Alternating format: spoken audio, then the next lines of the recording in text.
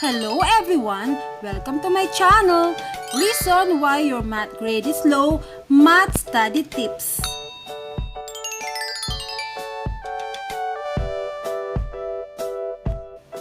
Why is my grade low? I guess that you are one of the many people in the world who just can't figure out why your math grade is so low. You stayed up late and spent many days. You push harder until you couldn't go any farther. But still no results. You still ended up with a low grade. You still can't figure out why your grade is so low, all the hard work. The truth is, you have to do more than just work hard to pass math. Whenever your parent, teacher, or friend say, math is hard or only some people can do math, it affects you without you knowing it. When you or someone say, math is hard, you eventually start to believe it and block your mind from learning. When you block your mind from learning, you will not do well on tests. When you get low grades, you start to fear math and develop math anxiety. What is math anxiety? A belief that you are incapable of doing math? You have a negative attitude about math. You are unable to sit still or focus on math lectures. You tend to compare your grades with your peers. You worry about how your peers would react if you give a wrong answer in class. Does this sound like you? I'm so Don't tired. listen to your family, teacher, and friends when they say math is hard or math is not for everyone. Start believing that you are great. Get a piece of paper and write the following sentence on it. I am great. Paste the paper in your room and read it out aloud every morning. Close your eyes and imagine something that happened to you that made you happy. Work very hard for your grade. Put more effort and work harder. Laugh before the test.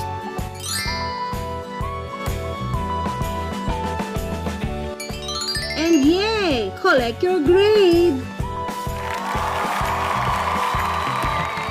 You did it!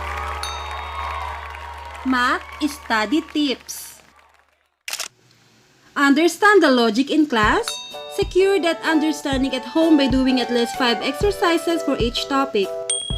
In more detail, follow along, write, ask a question, write the answer. At home, make sure to do some practice problems to let in sink in.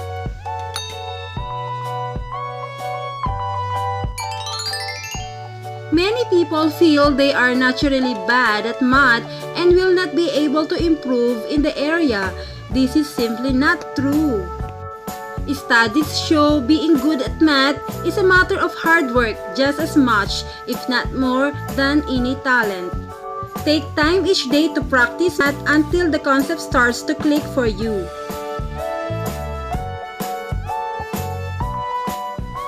Find an area where there is not a lot of noise or commotion.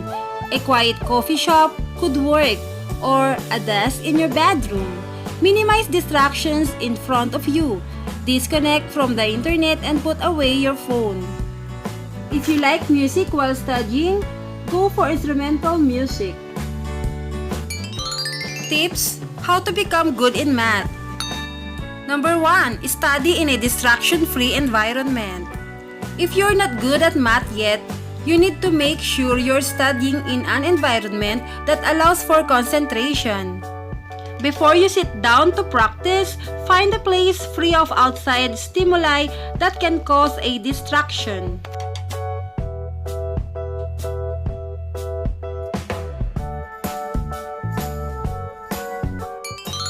Stick to a schedule. See where you can fit in some study time every day. Maybe you usually have some time in the early evenings. Try not to study for hours and hours straight. This may create stress. Study for an hour or so each night.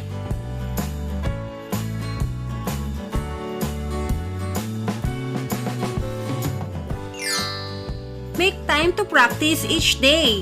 There's no real secret to becoming good at mathematics. It all comes down to dedication. If you want to improve your math score, hard work is key. You will have to practice every day until you start to understand the underlying concepts behind math.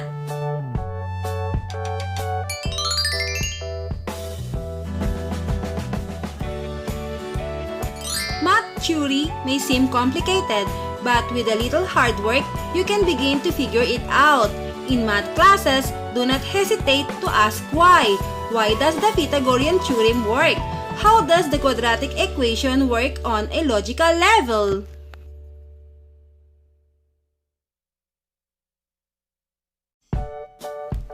Learn the logic and process involved in solving a problem. Math is sequential.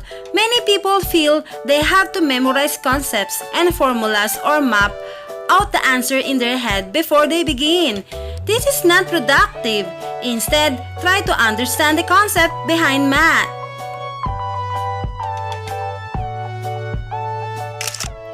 Understanding the underlying concepts is far more productive than simple memorization. If you understand something in depth, you'll have an easier time working with it. You'll be better equipped to check your answer if you understand why an equation makes sense.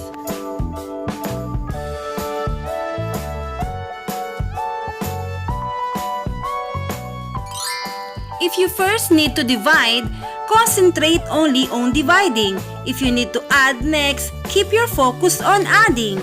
Once you've completed the problem, you can go through and look at the process. Try to understand why and how the process works.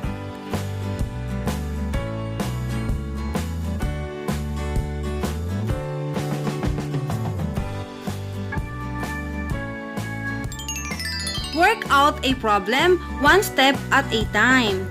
Doing math, you want to see how to discover an answer. Instead of pre-planning how you'll figure out the answer, simply work the equation one step at a time. Do not think ahead, as going slowly will allow you to see how the answer unfolds.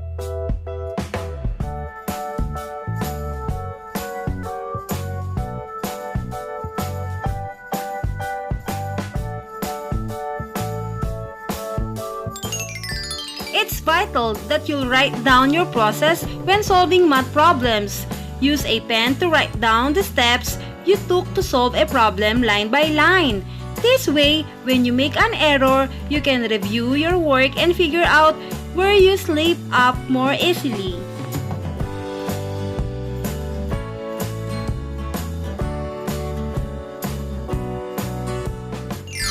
Review incorrect answers carefully. You can learn a lot from your mistakes in math. When you find you have an incorrect answer, review your process. Where and how did you go wrong? Try to work through the problem again, figuring out how to get the correct answer.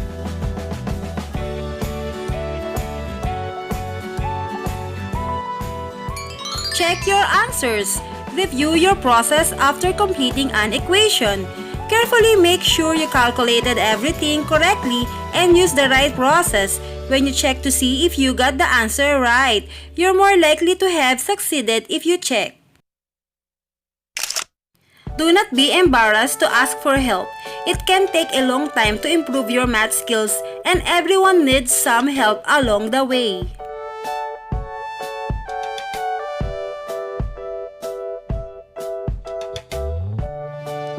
If you're very confused, choose someone with a lot of patience who's good at explaining things. Your cousin may be a whiz at math, but he may be short-tempered and judgmental. You have another person check your work. If you know someone who's good at math, have them look over your work when you're done. You can ask a parent for help, a tutor you hired, or a friend or family member who excels at math.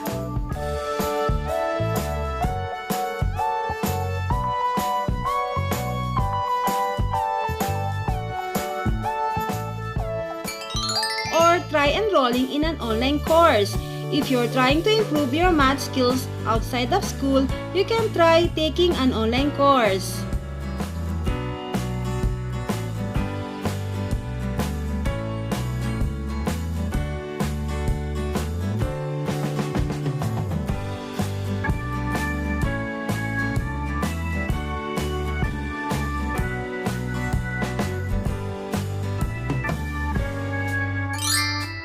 Try to help someone else. Sometimes explaining a concept to another person can help you understand it more. If you're finally getting your calculus scores and a friend is struggling, you can try offering to help him or her.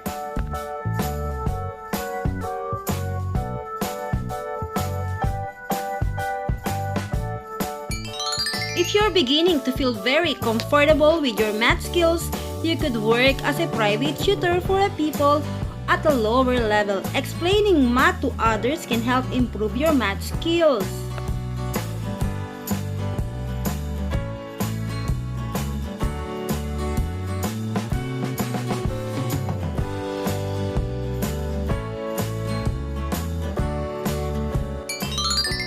Do not feel bad about asking for help. Many people struggle with math, and your teacher has likely dealt with struggling students before. Your teacher is invested in seeing you succeed.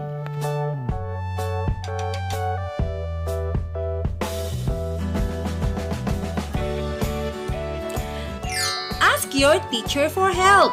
Most teachers are enthusiastic about encouraging students. If you want to be better at math, do not hesitate to ask your teacher for help.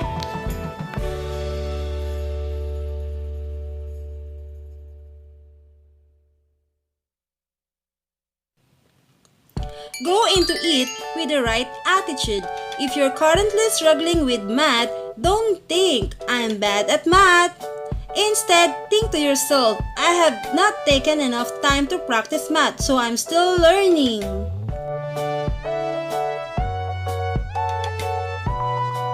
Reject the notion you are naturally bad at math. Many people convince themselves they're naturally bad at math. This can lead a person to not put in the work to improve.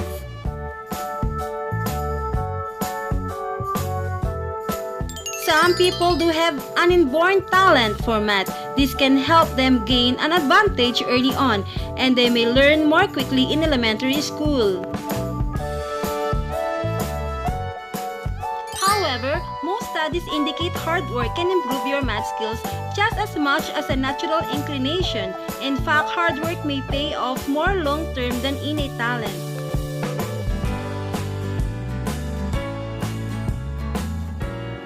There are learning disorders like dyscalculia. They can affect your ability to do math. However, even with a learning disability, you can improve your math skills with practice and proper treatment.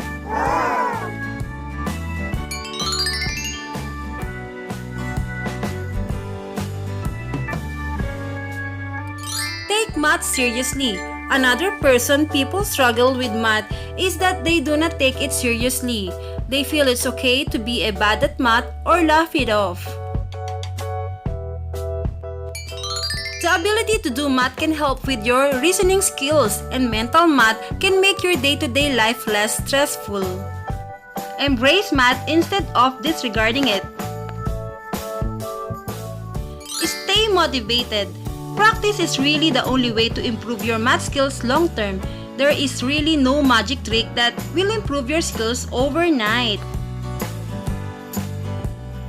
Don't be embarrassed to ask questions when you are confused. Everyone asks questions.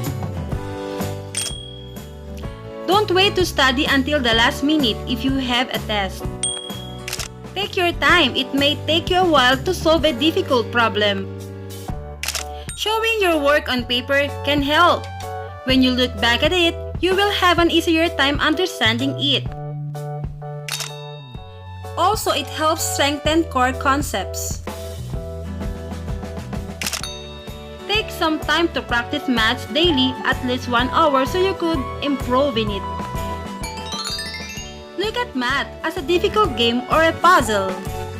Please like and subscribe to my channel. Don't forget to press the notification bell for more updates. Thanks for watching!